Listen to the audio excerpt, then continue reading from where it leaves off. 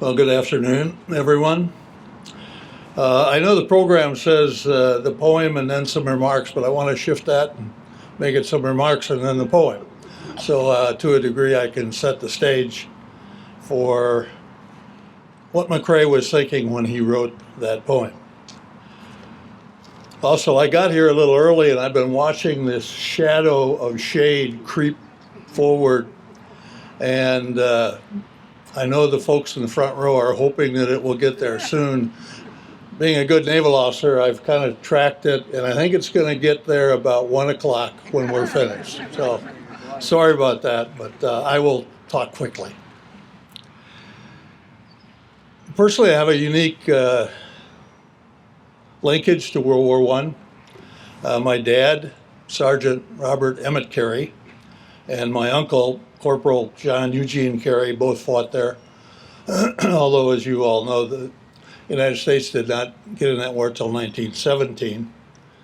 But they were in France, not Belgium. And that said, the whole Flanders Field area was involved in the war for all 4 years. And I spoke with one of you earlier about how that line at Flanders Field during the whole 4 years of that war moved barely less than a mile. And yet all the carnage with the constant barrages of artillery and the men that it was killing.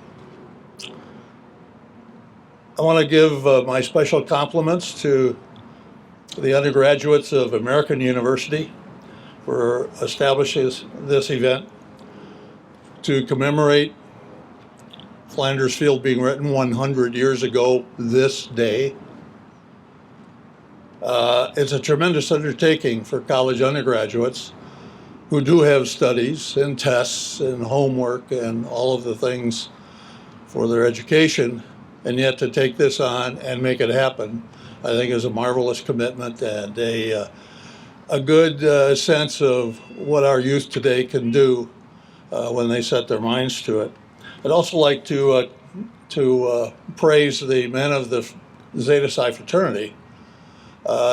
Colonel McCrae was a member of Zeta Psi, although in Canada, I believe the chapter in Toronto, if I have that right.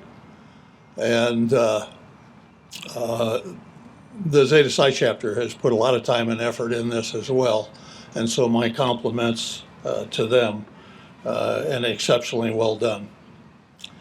As you heard earlier, the United States Congress has established a commission, the World War I 100th Anniversary Commemoration Commission, to take the next 4 to 5 years to put together events in this country, beginning for the most part in 1917 when America really got involved, but working with the Europeans and Canadians and others who were involved for the events that are now already going on in Europe, and including at the American Cemetery in Flanders Field, which I have not been to, but I've seen photographs of. It's an incredibly, incredibly beautiful place.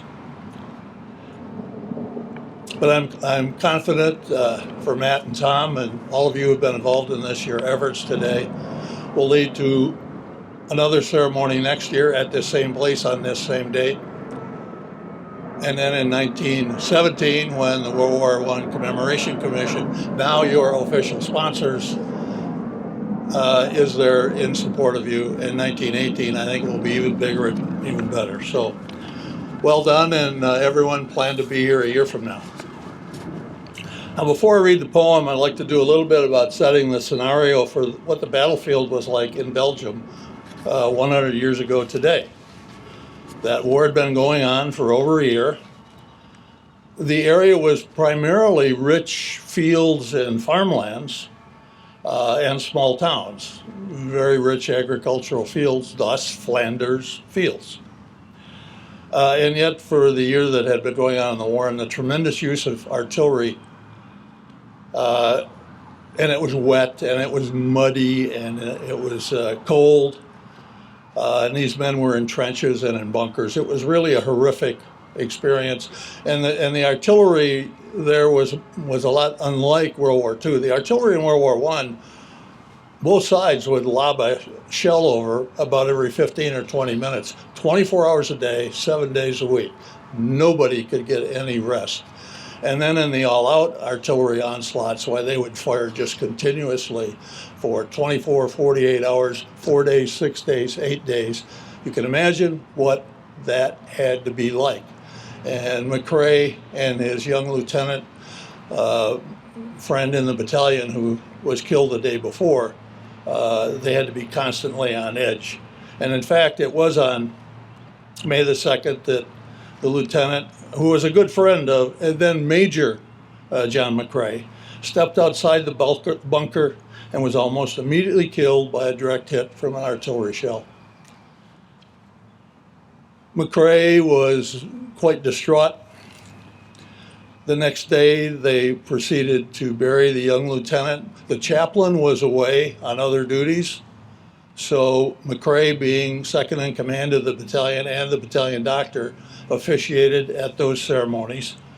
And obviously, it was a very sad burial. Everyone was really like this lieutenant,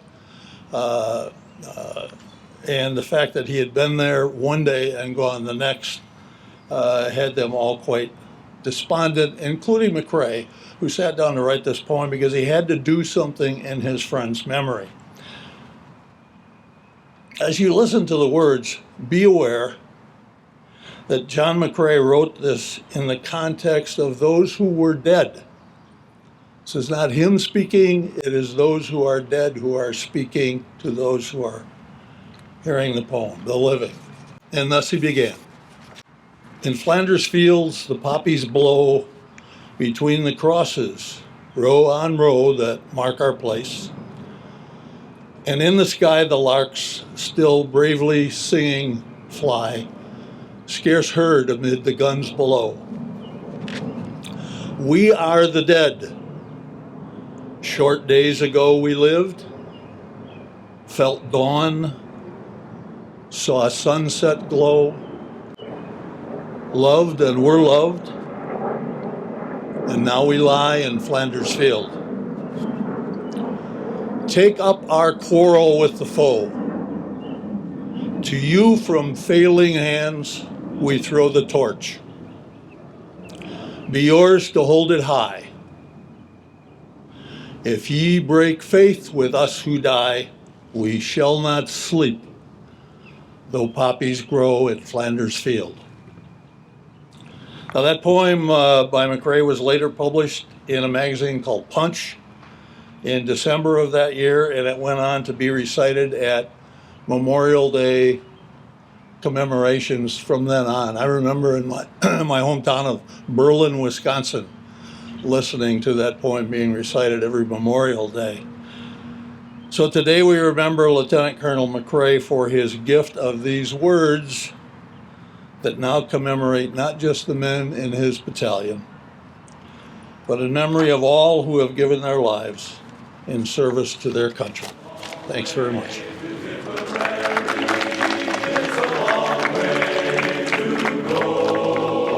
It's a long way to Tipperary, to the sweet